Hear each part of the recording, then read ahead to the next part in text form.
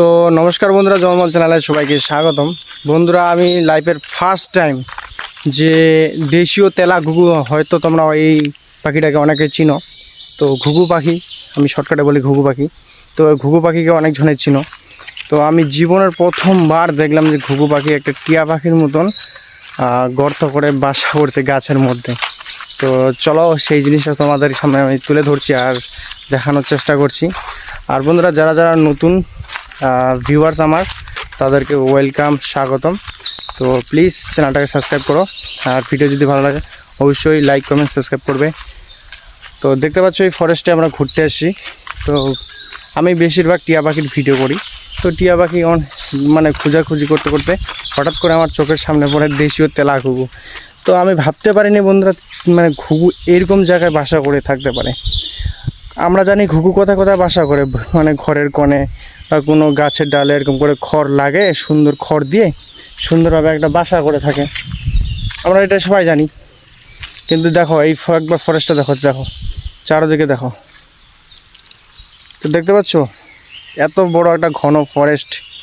এই ফরেস্টে ঘুঘু পাখি স্বাভাবিক কথা যে একটা গাছের মধ্যে খড় টড় দিয়ে যাই হোক, মানে গাছের কী বলে, গাছের ঠাল দিয়ে সুন্দর করে একটা ঘর করে এইভাবে করে থাকে।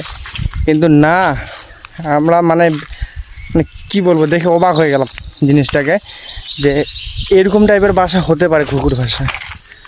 তো সত্যি ঘুঘুর ভাষা মানে কিছু বলার নাই। তো আমি প্রথমে চলে যাই ঘুঘুর ভাষাটার গাছের সামনে। আমরা ভিডিও কিছু ক্লিপ অ্যাড করে দেবো, যেটার মাধ্যমে আমরা নিয়েছি। পিছনে আমার ক্যামেরার মানে লেন্স লাগানো আছে। আর ঘুঘুটা এই যে দেখো, আমার পিছনে যে কদমের গাছটা দেখতে পাচ্ছ না, এই কদমের গাছে যে আঙুলটা দেখতে পাচ্ছ না, উপরে, হ্যাঁ এদিকে কোথায় হয়েছে, এই যে এই জায়গাটাতে, ঠিক এই জায়গাটাতে ঘুঘু পাখিটা গর্তের মতো ভাষা খক, মানে কি বলবো, আমাদের গ্রামের ভাষায় খক বলে, বা মানে ধন করে মানে বাসা করে আছে ঘুঘু পাখিটা।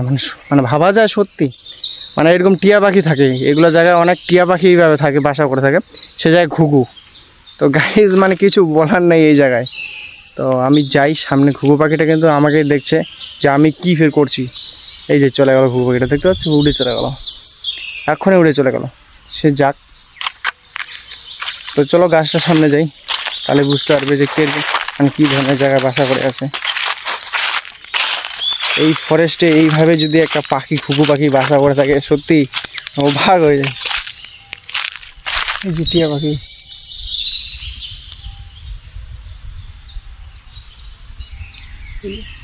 তো বন্ধুরা এখন একটা টিয়া পাখি এদিক সাইড চলে গেল, সে যাক। টিয়া পাখির ভিডিও তোমাদের অনেক দেখাইছি, অনেক দেখবা।